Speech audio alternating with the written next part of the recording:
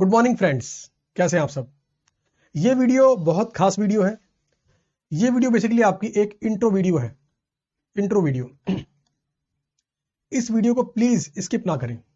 इस वीडियो के अंदर आपको मैं बहुत सारी बातें बताने वाला हूं कि जो कोर्स आप करेंगे कॉस्ट एंड मैनेजमेंट अकाउंटिंग का, ये कैसे करना है, आखिर मैं कौन हूं, पढ़ाई कैसे करनी है ना, समराइज कैसे करना है पूरे कोर्स को।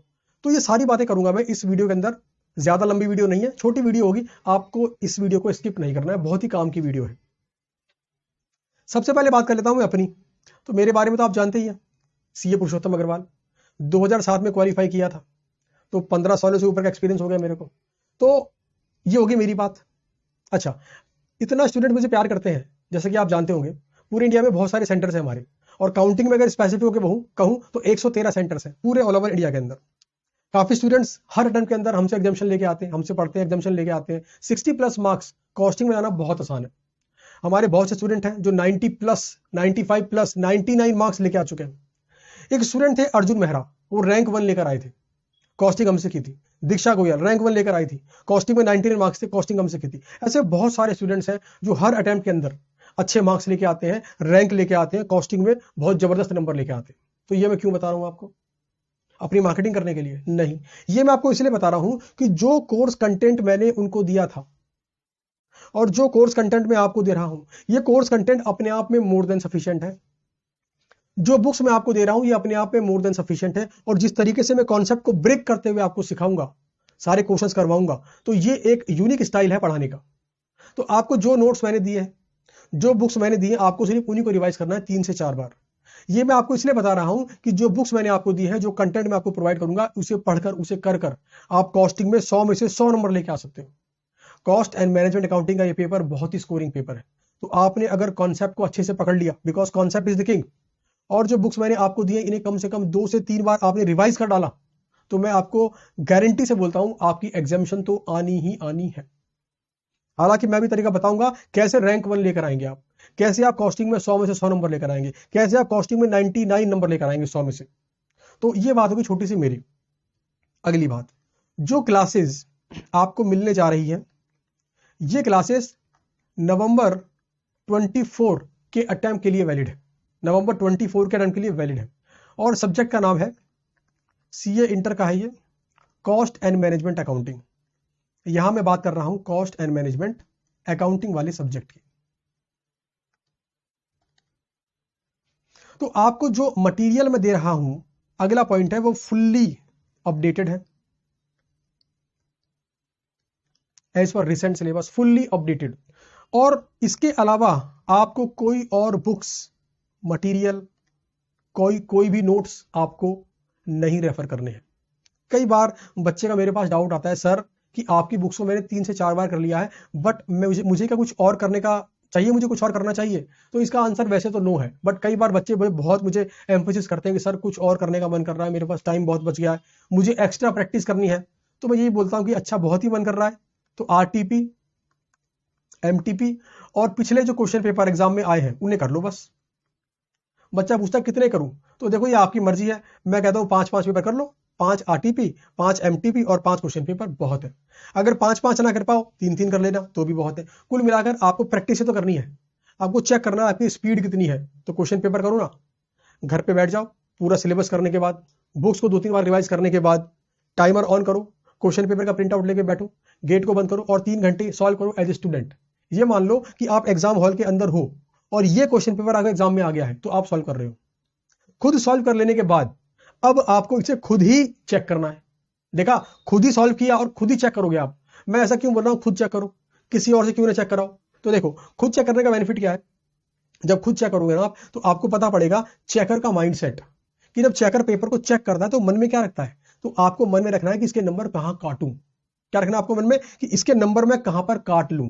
तो जब आप अपने ही किए हुए क्वेश्चन पेपर को खुद से चेक करोगे और खुद से नंबर दोगे और माइंड सेट होगा इसके नंबर कहां पे काट लूं, तो आपको पता पड़ जाएगा कि चेकर का माइंड सेट क्या होता है। वो चाहता है आपके नंबर काटना, तो आपको धीरे धीरे पता पड़ जाएगा कि मैं कौन सी गलती ना करूं ताकि चेकर मेरे नंबर ना काट पाए। तो ये काम है सेल्फ प्रैक्टिस का। अगला पॉइंट है सीक्वेंस ऑफ क्लास, कि सर किस सीक्वेंस के अंदर मैं पढ़ूं। तो ध्यान देना, आपको मिल रहा है daily download link. Daily download link यानी आपको मंडे टू फ्राइडे रोज एक लेक्चर मिलेगा, उसका लिंक मिलेगा आपको। लिंक को डाउनलोड करो और पढ़ाई करो। पढ़ाई किस सीक्वेंस में करनी है? जिस सीक्वेंस में आपको लेक्चर मिल रहा है उस सीक्वेंस के अंदर। ध्यान देना, आपको एक लिंक मिला होगा गूगल ड्राइव का, उसमें अलग अलग फोल्डर बनते जाएंगे और ये फोल्डर होंगे आपके चैप्टर। तो जैसे मान लो कोई चैप्टर मैंने यहां पे डाला, उसके अंदर जो भी लेक्चर्स हैं 1 2 3 4 5 आपको डेली बेसिस पे एक लेक्चर मिलेगा। तो जैसे मान लो एक चैप्टर है आज, उसका मिल गया आपको पहला लेक्चर, तो आपने आज कर लिया पहला लेक्चर। नेक्स्ट टाइम करोगे दूसरा लेक्चर, फिर करोगे तीसरा, फिर करोगे चौथा। तो उस चैप्टर में जितने भी लेक्चर आपको मिले हैं वो सीक्वेंस में करोगे। डेली बेसिस पर आपको जो डेली डाउनलोड लिंक मिलेगा उसके बेस पर करोगे आप। और आपको फॉलो करना है, अब देखो आपको फॉलो करना है डेली मिले हुए लिंक को। बट ऐसा हो सकता है, मैं ऐसा मान रहा हूं कि कई बार बच्चे से क्या होगा, डेली पढ़ नहीं पाएगा वो। जैसे मान लो कि आपने पहले वाले चैप्टर में मान लो आपको 4 लेक्चर थे, चारों को लिंक मिल गए, आपने 4 पढ़ लिए, बट सेकंड चैप्टर पढ़ नहीं पाए आप। मान लो तबीयत खराब हो गई, कहीं चले गए, और फिर क्या मैं पहुंच गया उससे अगले चैप्टर पे, तो कोई टेंशन नहीं। आपको ना सीक्वेंस ही फॉलो करनी है। आपको फॉलो करनी है फोल्डर की सीक्वेंस, यानी कि मेरी सीक्वेंस। ऐसा कब होगा? जब आप क्लासेस को स्किप कर देंगे तो ऐसी गड़बड़ होगी। एक बार फिर से मैं करता हूं उसको एक्सप्लेन। जैसे मान लो मैंने बनाया पहला फोल्डर, एक चैप्टर का नाम रख दिया XYZ, ठीक है। इसके मान लो 4 लेक्चर है, लेक्चर 1, लेक्चर 2, लेक्चर 3, लेक्चर 4। मैंने लेक्चर 1 रिकॉर्ड किया, आपको लिंक दे दिया, आपने देख लिया, बात खत्म।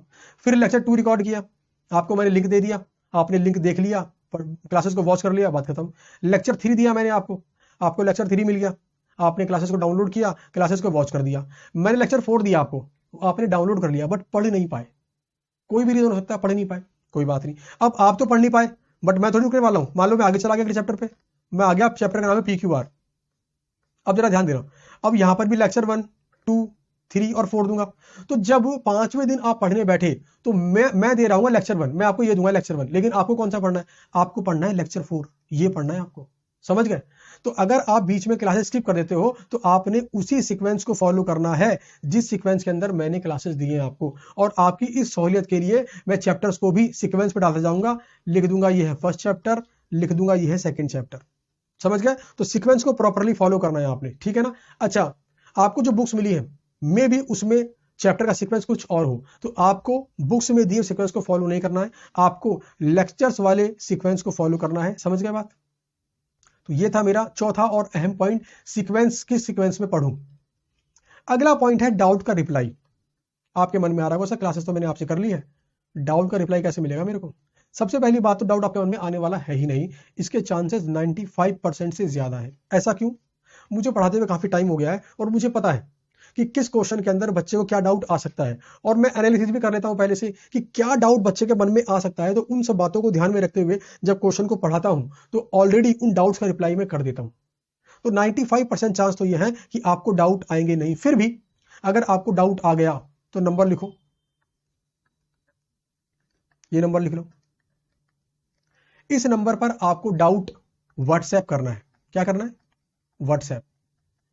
अच्छा, व्हाट्सएप करना डाउट पर, जैसा कोई फॉर्मेट है एक, उस फॉर्मेट में ही करना। सबसे पहले क्या लिखना है आपको? सब्जेक्ट का नाम, यानी आपको बताना होगा कि सर मैं CA इंटर का स्टूडेंट हूं और सब्जेक्ट जो मैंने आपका लिया है वो है कॉस्ट एंड मैनेजमेंट अकाउंटिंग, ताकि मुझे पता पड़े कि किस सब्जेक्ट से डाउट पूछ रहे हो आप। दूसरी बात आपको लिखनी है चैप्टर का नाम, कि चैप्टर का नाम सर ये है।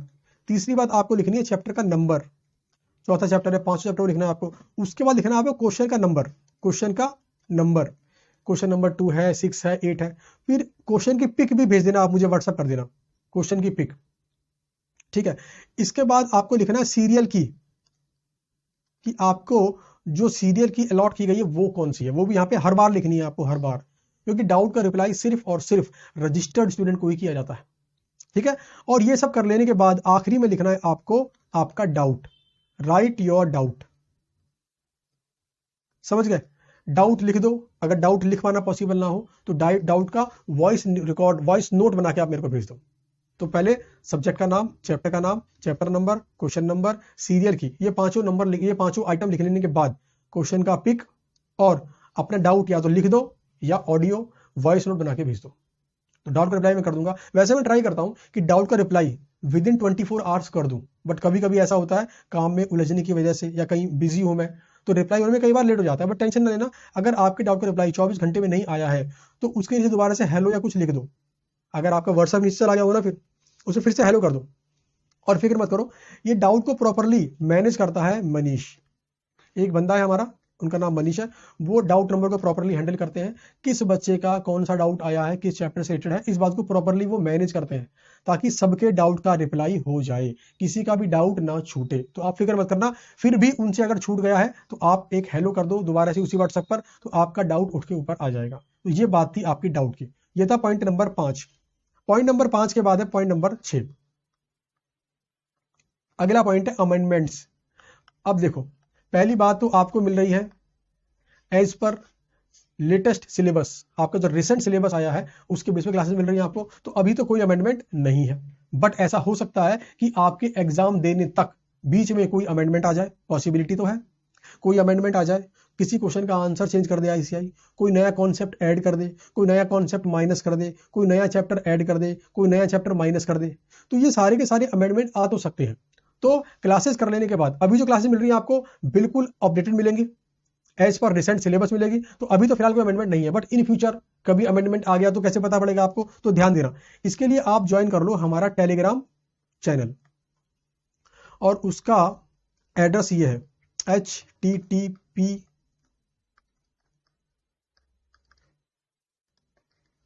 पुरुषोत्तम सर कॉस्ट, ये है पुरुषोत्तम सर कॉस्ट, ये है आपका टेलीग्राम का लिंक, इसको ज्वाइन कर लो आप। कभी कोई अमेंडमेंट आया तो मैं वीडियो प्लस मटेरियल यहां पर अपलोड कर दूंगा, यहां से आप डाउनलोड कर लेना, कोई एक्स्ट्रा पेमेंट नहीं करनी पड़ेगी आपको। अच्छा, टेलीग्राम आप वीकली चेक करते रहो, ये कोर्स खत्म हो जाने के बाद वीकली चेक करते रहना। अगर वीकली चेक कर पाना पॉसिबल नहीं है तो कोई टेंशन की बात नहीं है। कभी भी आपको अमेंडमेंट के ऊपर डाउट हो तो जो डाउट नंबर है उस पर बना के भेज दो वॉइस नोट कि सर मैंने क्लासेस ली थी, मैंने इस मंथ में क्लासेस ली थी, तो क्या उसके बाद कोई अमेंडमेंट या कोई चेंजेस आए हैं। तो अगर आए होंगे तो आपको व्हाट्सएप कर देंगे, और अगर नहीं आए होंगे तो आपको बता देंगे कि भाई कोई अमेंडमेंट नहीं आए हैं। तो ये बात हो गई अमेंडमेंट की। अच्छा, यहां पर ना एक बात रह गई है सीक्वेंस ऑफ क्लास के अंदर, डेली डाउनलोड लिंक। एक चैप्टर है आपका एमसीक्यू। देखो, न्यू सिलेबस के अंदर आपके एमसीक्यू आ गए हैं, तो एमसीक्यू का ना एक अलग से चैप्टर बना के मैं दूंगा आपको, अलग से लेक्चर मिलेंगे उसके, चैप्टर प्लस उसकी लेक्चर्स अलग से मिलेंगे आपको। ध्यान देना, एमसीक्यू बेसिकली क्या है, हर चैप्टर कर लेने के बाद उसके ऊपर क्वेश्चन पूछेगा आईसीएआई एमसीक्यू फॉर्म में, 4 ऑप्शन, 3 गलत 1 सही।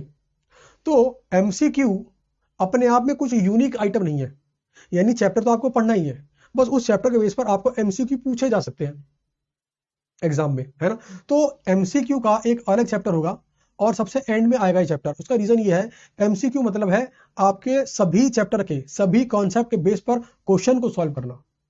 तो चैप्टर वाइज एमसीक्यू करने का बेनिफिट नहीं है, मैं सारे चैप्टर करवाने के बाद फिर सबके एमसीक्यूज एक साथ करवाऊंगा। तो इसके लिए आप वेट करना कि एमसीक्यू वाला चैप्टर आपका आखिरी में आएगा।